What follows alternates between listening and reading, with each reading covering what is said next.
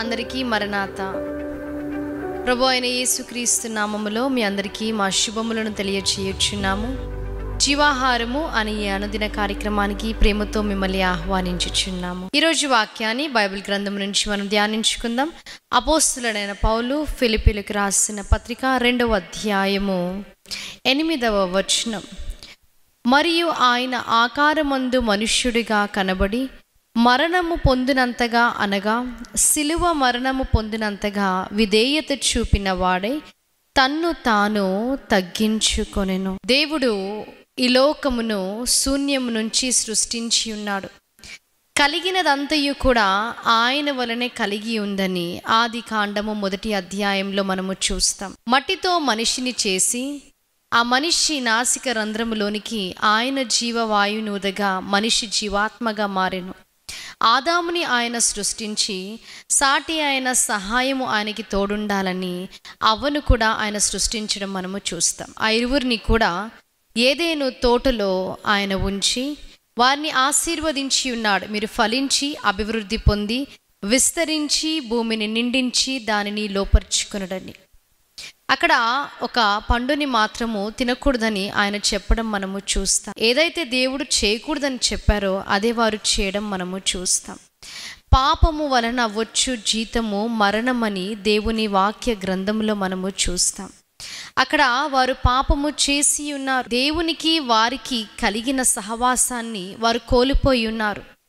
ఈ సహవాసాన్ని మానవునితో స్థిరపరచడానికి ఆ దేవాతి దేవుడు మానవుడిగా శరీరధారిగా ఆయన రావలసి వచ్చి ఉన్నది. ఆయన మానవుడిగా మన మధ్యకు దిగి వచ్చి ఉన్నాడు.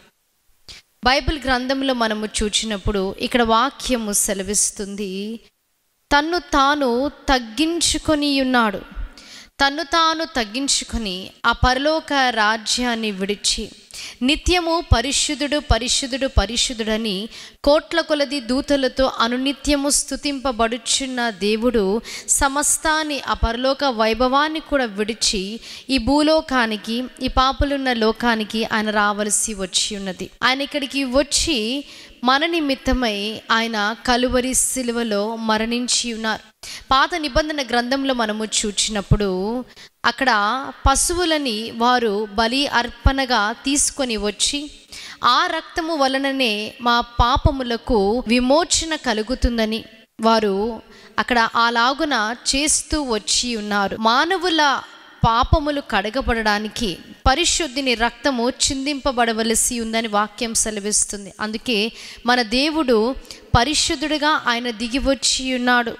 వాక్యం సెలవిస్తుంది ఆయన పరిశుద్ధుడు, ఆయనలో ఎటువంటి పాపము లేదని. తన్ను తాను ఆయన ఆత్మను దేవునికి అప్పగించుకోవడం మనము చూస్తాం. అంటే ఆయన మరణము ఎంత సహజమైందో మనము చూస్తాం. యెషయా గ్రంథంలో మనము చూచినప్పుడు ఆయన సమాధిలో కూడా ఉంచబడము మనము చూస్తాం. 3 దినములు ఆయన ఉన్నాడని మనము చూస్తాం. కాబట్టి ఆయన మరణము ఎంత వాస్తవమైందో చూస్తూ ఉన్నాం. బైబిల్ గ్రంథంలో మనము చూచినప్పుడు అన్ని విషయాల్లో కూడా తన్ను తాను తగ్గించుకున్నాడని వాక్యం సెలవిస్తుంది. ఈరోజు మన జీవితాలలో కూడా ఆ తగ్గింపు కలిగి మనం ఉన్నామా? సుంకరి ప్రార్థన చేయుచున్నాడు, దేవా ఆకాశము వైపు కూడా కనులెత్తి చూడడానికి నాకు ధైర్యము లేదు అని రొమ్ము కొట్టుకొనుచు ప్రార్థన చేయుచున్నాడు. తను తాను తగ్గించుకున్నాడు, తను హెచ్చించుకోలేదు. తగ్గించుకున్న వారిని దేవుడు దీవించి ఆశీర్వదిస్తానంటున్నాడు. మన దేవుడే తగ్గించుకున్నప్పుడు మనము కూడా తగ్గించుకొనవలసి ఉంది. కాబట్టి ఆ సిలువ దగ్గరికి మనము వచ్చినప్పుడు తగ్గింపు హృదయముతో పశ్చాత్తాప హృదయముతో ఆయన దగ్గరికి వచ్చి మన హృదయాన్ని కుమ్మరించి ప్రార్థన చేసినప్పుడు ఆయన ప్రార్థనను ఆలకించే దేవుడై ఉన్నాడు. ఇటు వాక్య వర్తమానాన్ని దేవుడు మీ వినికిడిలో హృదయంలో భద్రపరిచి దీవించి ఆశీర్వదించునుగాక.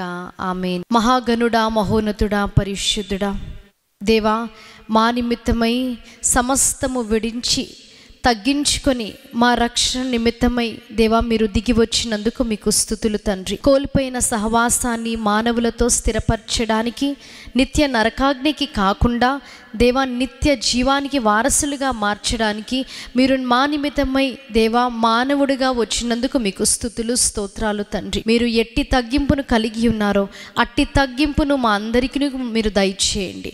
విన్న వాక్యాన్ని ప్రతి ఒక్కరి హృదయంలో భద్రపరిచి దీవించి ఆశీర్వదించండి. యేసుక్రీస్తు నామములో అడిగి వేడుకుంటున్నాం ప్రియ పరలోకపు తండ్రి, ఆమేన్. అందరికీ మరణాత. దేవుడు మిమ్మల్ని అందరినీ దీవించి ఆశీర్వదించును గాక.